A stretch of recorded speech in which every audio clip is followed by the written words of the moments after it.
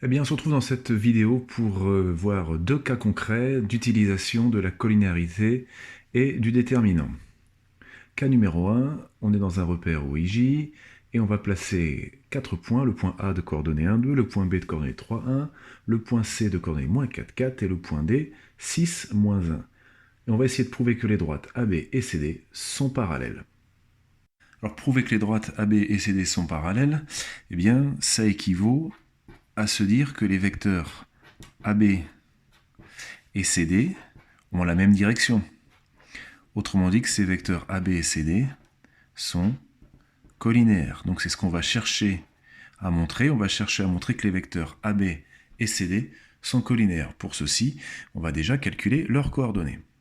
Donc pour le vecteur AB coordonnées 3, moins 1, pour les abscisses, 1, moins 2, pour les ordonnées, ce qui nous donne pour le vecteur AB coordonnées 2, moins 1. Pour CD, on a pour coordonnées 6 en abscisse, 6 moins 4, et en ordonnée, moins 1, moins 4. Ce qui nous donne pour le vecteur CD les coordonnées 10, moins 5. Maintenant qu'on a les deux vecteurs et leurs coordonnées, on va essayer de savoir s'ils sont collinéaires. Et pour ceci, on a un nouvel outil qu'on appelle le déterminant. Et c'est que si ce déterminant est égal à 0, eh bien, les deux vecteurs seront collinéaires. Donc on va calculer le déterminant des vecteurs AB et CD. Que vaut-il ce déterminant? J'écris ici première barre. Je vais écrire donc sur la première colonne de mon déterminant, je vais écrire les coordonnées du vecteur AB, 2, moins 1. Et sur la deuxième colonne de mon déterminant, je vais écrire les coordonnées du vecteur CD, 10, moins 5.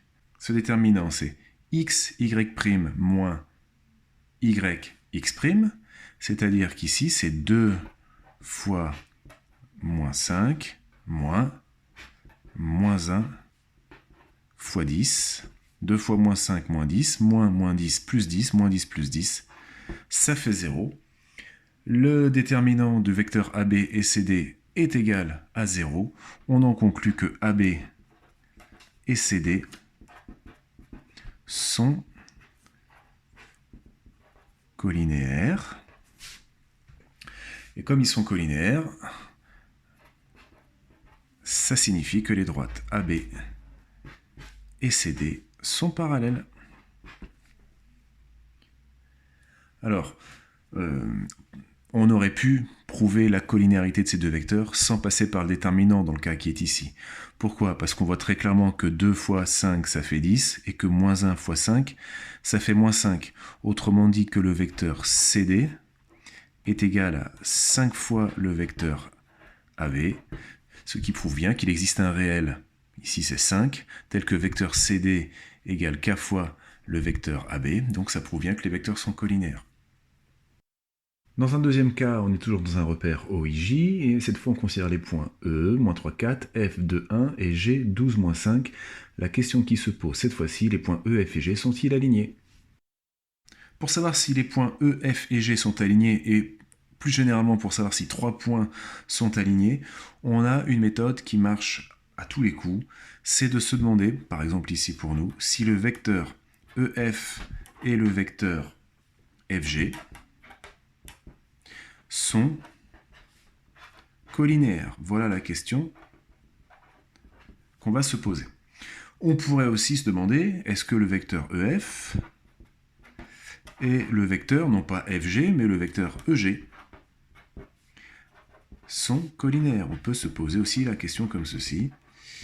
On a plusieurs façons de se poser la question. Si le vecteur EF et FG sont collinaires, ça veut dire que les droites EF et FG sont parallèles. Oui, mais ce seront deux droites parallèles qui auront un point commun. Ici, ce sera le point F. Deux droites parallèles qui ont un point commun sont confondues, donc les points E, F et G sont alignés. Si je prends EF et EG, c'est la même chose. EF et EG, s'ils sont collinéaires, les droites EF et EG sont parallèles, elles ont un point commun qui est le point E, deux droites parallèles qui ont un point commun sont confondues, les points EF et G sont alignés. Donc voilà la question qu'on va se poser. Est-ce que les vecteurs EF et FG sont collinaires? Pour ceci, on va commencer par donner les coordonnées du vecteur EF. Je vais aller un petit peu plus vite. 2 moins moins 3, ça fait 5. 1 moins 4, moins 3. Pour les coordonnées du vecteur FG, 12 moins 2, ça fait 10. Et moins 5 moins 1, ça fait moins 6. Donc ici, on n'est pas très embêté pour trouver la collinéarité. Elle est tout de suite visible. 2 fois 5, ça fait 10. 2 fois moins 3, ça fait 6. Sinon, on peut aussi s'amuser à recalculer le déterminant des vecteurs EF et FG. Donc ce déterminant, je mets le vecteur EF, ses coordonnées dans la première colonne. Je mets les coordonnées du vecteur FG dans la deuxième colonne. Et donc le déterminant, c'est 5 fois moins 6, moins 3 fois 10. Ce qui me fait moins 30 plus 30. Et ce qui me fait 0. Donc les vecteurs EF et FG sont collinaires.